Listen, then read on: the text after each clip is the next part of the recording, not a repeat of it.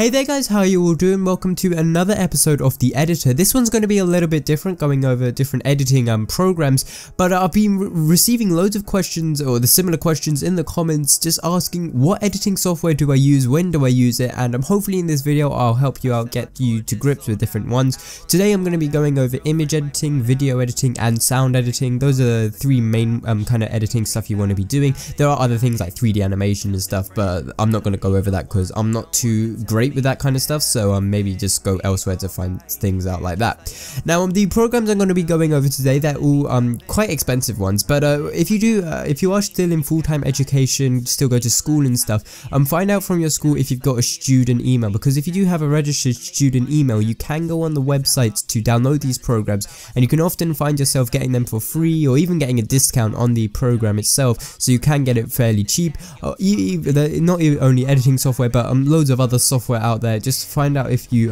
they do accept student emails, and then just put in your one, and you can get a hefty discount or even get it for free, which is pretty cool.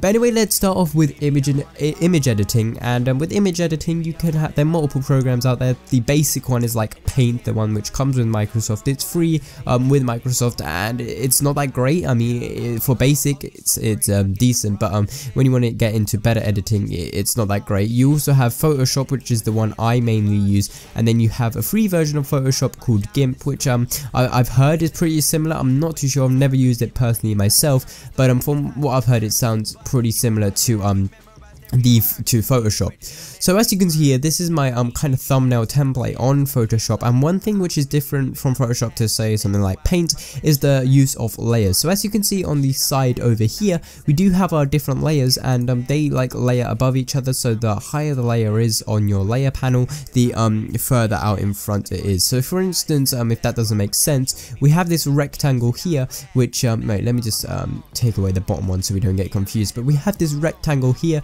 which is the rectangle below this change word, but if we move it up above the change, it does actually go above that layer. So that's how layers work, and layers are pretty cool because it means that you can edit individual things rather than editing the whole image itself, which is something that would happen on Paint. So this is pretty cool. And then also with layers, not only like drawing and stuff on them, you can do things in the filter section like blur it and stuff. I've got this layer on lock though, so I can't edit it at the moment, but you can like blur layers, do all cool things like that. And I'm not going to go into depth into anything like that at the moment because I want to save those kind of things for future editing episodes, but this is just the basic of Photoshop. It does take quite a long time to get used to and stuff, but once you get like the basics in your head, then learning other new kind of techniques in Photoshop is pretty fun, pretty easy, pretty cool, because you can just watch YouTube tutorials, and then you just remember it and you can use it in the future. So that is Photoshop done. That is like the editing software which I like to use.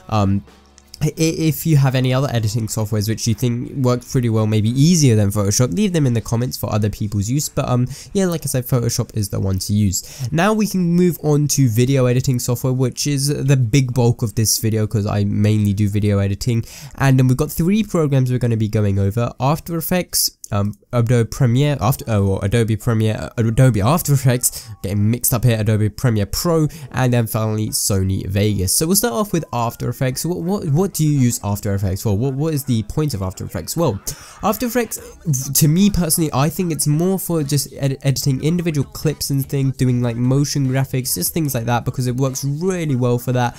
But if you are wanting to like put together a commentary, put together a video where you've got multiple clips, then it isn't that great. I mean, the reason for that, it does take the render time, well, the render file sizes are pretty big, and it just doesn't work that well with how the timeline is and stuff. I just don't think it works that well as being a proper editing software to like edit together and make sure everything looks perfect in the end point. But what it is really good for is editing individual clips, like I said. So for instance, say we just have a composition. You've probably seen editing tutorials from After Effects on my channel, but just like for instance, we get a clip of I don't know, we don't have any video here. This is great, isn't it? Let me go to my video section. Say we just have a video, we can bring it in, and we can just do all kinds of editing stuff to it. So some of this I think I did it in After Effects, can't remember, but this intro right here I made it all entirely within After Effects. Now this is something you can't really do in other editing softwares such as Premiere Pro, Sony Vegas, because,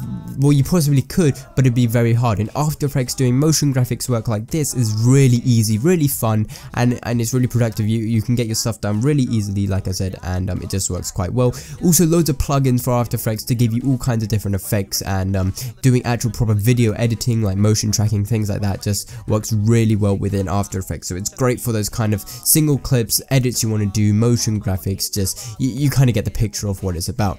Then we can move on to Premiere Pro and Sony Vegas. Now they both offer the same deal. You want to be putting your videos together here. So maybe once you've done a bit of editing within After Effects, you've got your clips, you can edit them together in here. So all these videos I've got here, these are videos you've probably seen that I've put up on my channel.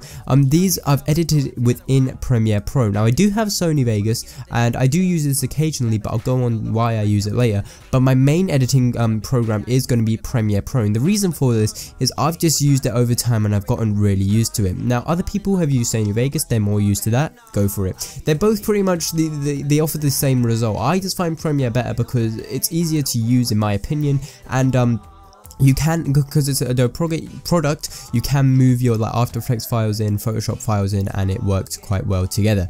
Now it's also got all your effects here, so you can put it together, and then when you're putting a video together, say we've got like 2 videos, then I don't know, I just find it easy with how the timeline works. So when you put your videos in the timeline, you can see it, and it just works really well like that. You can put your other video in, and you can just edit them together. It's got a really nice viewing area here. You can change the size, and all these panels are movable. You can get different panels from your window section, and it just works out really well. Now there are a few downsides to using Premiere. It does, when you first start using it, take a long time to get used to, especially if you've been using something like Sony Vegas before. But then the good side is that once you do get used to it, you do find yourself becoming more efficient with editing, and you can do some more kind of cool things because you're used to this, and then it kind of helps with like things like After Effects and maybe even Photoshop. Then when you want to move on, or for people that want to use Sony Vegas, there is the reason for using Sony Vegas is because it's a little bit easier, or especially easier on people that are beginning to edit and stuff. They're putting their videos together. I know a lot of the big YouTubers out there, a lot of the sidemen, they use Sony Vegas to edit their videos. Not many people use Premiere, but I personally do feel gives a more of a professional look.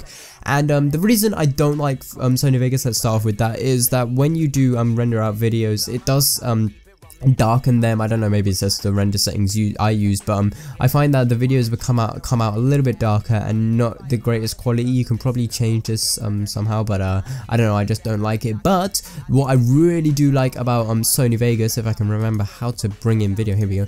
If you can't bring in multiple, or you can, I just press the Windows key, but when you got multiple clips, what I like about it is you can, when you want to like put them together, you can just drag them over each other. If you did this in Premiere, it would cut out one of the clips and they wouldn't blend together. So this is really cool, and it just makes editing multiple videos together really easy. It's also got batch rendering, which you can do, which means that if you've got a big video which you've put together and it's a big let's play, you can cut it into segments and render it out all as one, or all at the same time. And Premiere, it would take some time to get that done.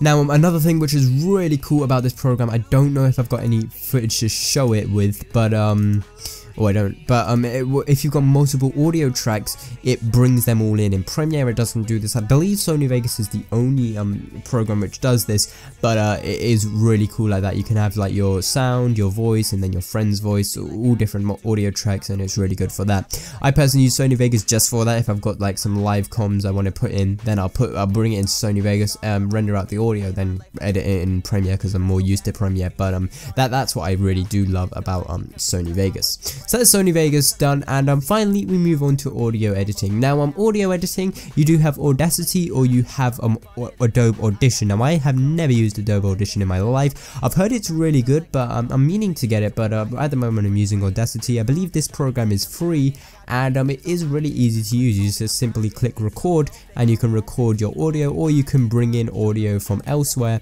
Don't have any audio on me at the moment. Oh, maybe we can bring in some music just so I can show you effects and stuff, but say we have some music, you bring it in, then like you can see the waveforms and stuff, and then you've got your effects. You can do all kinds of things: noise removal, normalize, you can do compressing, equalization, all of that stuff, and you can put them all together into a chain. Or I'll show you. I've got a chain here, and then this you can just put onto your voice and then make it sound good. I might make a video in the future about editing within Audacity, but this is like the program I love to use for audio editing. This is where I record my commentaries, and in fact I'm actually using it right now for this video. Right now we're recording, and here we go. This is me talking, and you can see it moving across. It's pretty cool.